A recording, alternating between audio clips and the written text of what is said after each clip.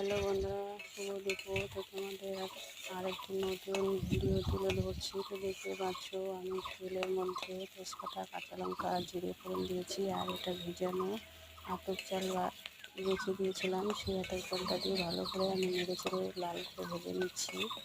তো ভেজে নেওয়ার পর তোমাদের মাঝে তুলে ধরবো অন্যরকম একটা দৃশ্য আর অন্যরকম একটা রেসিপি। এই যে কলার মোচা আমি সিদ্ধ করে ভেজে রেখেছি, আর এই আদা জিরে ঝাল বাটা, তো আর সঙ্গে আলু ভাজা রয়েছে।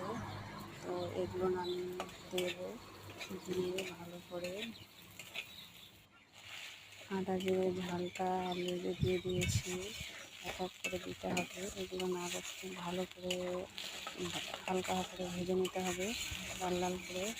যখন তেল বেড়ে যাবে তখন আর কি ওগুলো দিতে হবে, মানে হচ্ছে মোচা সিদ্ধ করা আর আলু এগুলো দিয়ে ভালো করে নেড়ে চেড়ে নিতে হবে।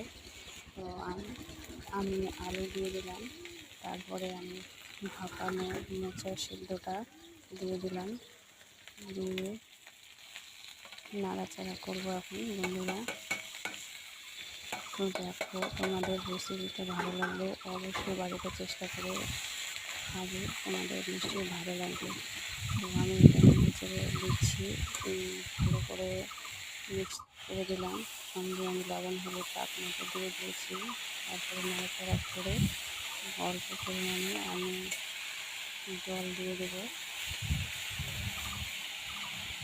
দেখতে পাচ্ছ প্রায় হয়ে এসেছে। তারপরে আমি জল দিয়ে দিলাম, যতটুকু পরিমাণে তোমরা দেবে ততটুকু পরিমাণে দেবে।